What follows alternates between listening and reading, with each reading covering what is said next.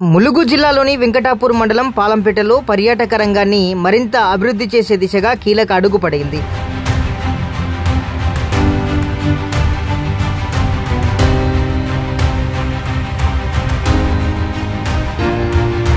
గురువారం నాడు రాష్ట్ర పంచాయతీరాజ్ గ్రామీణాభివృద్ధి శాఖ మంత్రి ధనసరి అనసూయ సీతక్క ద్వీపం అభివృద్ధి పనులకు శంకుస్థాపన చేశారు.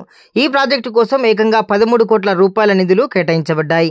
ఈ కార్యక్రమంలో ములుగు జిల్లా కలెక్టర్ టిఎస్ దివాకర్తో పాటు గ్రంథాలయ సంస్థ chairman Ravichander, market committee chairman Rekha Kalyani, ఆత్మ కమిటీ చైర్మన్ రవీందర్ రెడ్డి వంటి ముఖ్య ప్రజాప్రతినిధులు పాల్గొన్నారు. అదేవిధంగా tourism engineering DE Dhanraj, AE Vijay, tahsildar Giribabu మరియు ఇతర సంబంధిత శాఖల అధికారులు పాల్గొన్నారు. ఈ కార్యక్రమంలో భాగంగా సీతక్కతో కలిసి పర్యవేక్షించారు.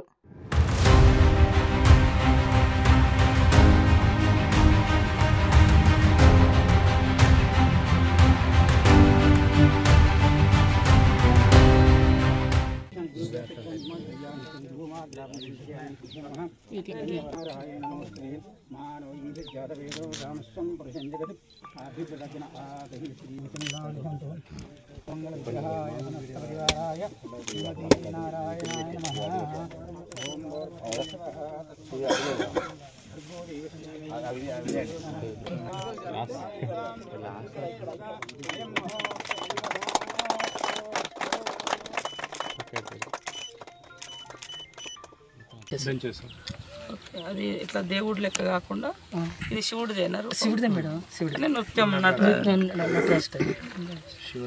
లోపల ఎట్లా శివుడిదే. ఇది కొంచెం ఒక భక్తికే కాకుండా ఆధ్యాత్మికత కూడా ఉంది.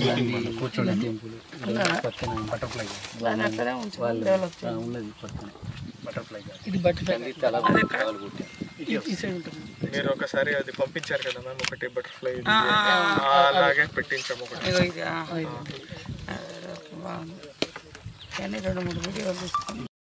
ఎన్నో ఏండ్లుగా ఎదురు చూస్తున్నటువంటి మరి శివుడి విగ్రహ ప్రతిష్టాపన అంటే ఏర్పాటు కోసము ఇక్కడ మన టూరిజం డెవలప్మెంట్ తరఫున 13 కోట్ల రూపాయలను కేంద్ర ప్రభుత్వం నుంచి రాష్ట్ర ప్రభుత్వం నుంచి శాంక్షన్ చేసుకొని మరి ఆ యొక్క నిర్మాణ కార్యక్రమాన్ని ఈరోజు ప్రారంభించడం జరిగింది.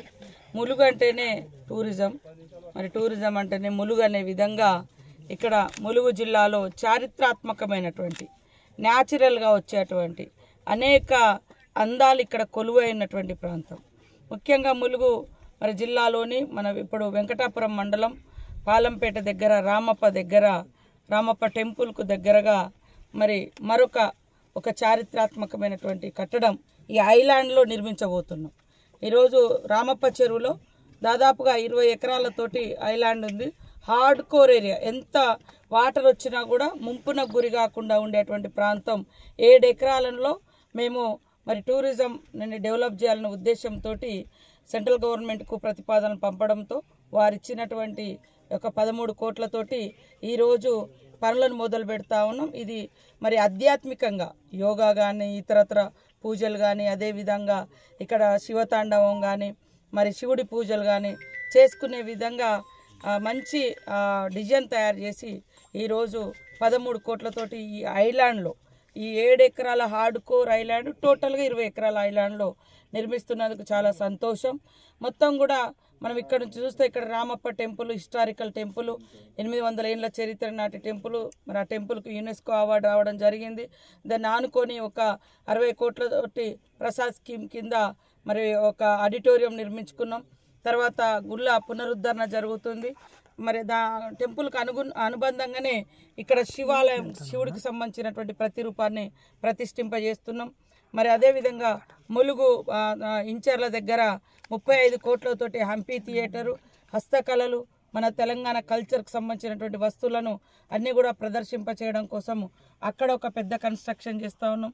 ఎదురుగా విలేజ్ పార్క్ అని ఫారెస్ట్ వాళ్ళు డెవలప్ చేస్తూ ఉన్నారు. అదే కాకుండా హైవే మీద మంచిగా 150 కోట్లతోటి యంగ్ ఇండియా స్కూల్ వచ్చింది, అటు ఆయిల్ ఫామ్ వచ్చింది, అటు లక్నవరం పోతే లక్నవరం కూడా చాలా అద్భుతంగా టూరిస్టులు వస్తూ ఉన్నారు. ఇంకా దాన్ని డెవలప్ చేస్తాం. తొందరలోనే ఇంకా కొన్ని ఐలాండ్స్ ఉన్నాయి లక్నవరంలో, అది కూడా బాగా డెవలప్ చేస్తాం.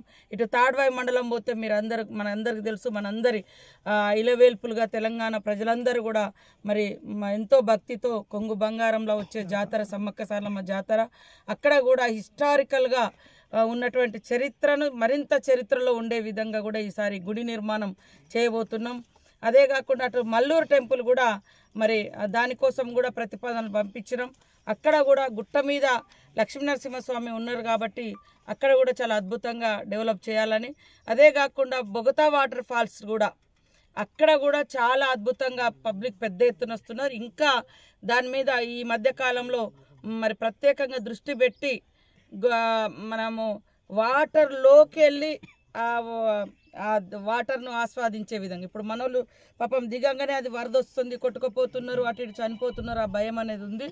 అట్లా కాకుండా వాటర్ మీదికి వంతెనలు నిర్మించి వాటర్ ఫాల్స్ మన మీదికి వచ్చినట్టుగా ఆనందాన్ని ఇచ్చే విధంగా కూడా నిర్మించాలనుకుంటున్నాం.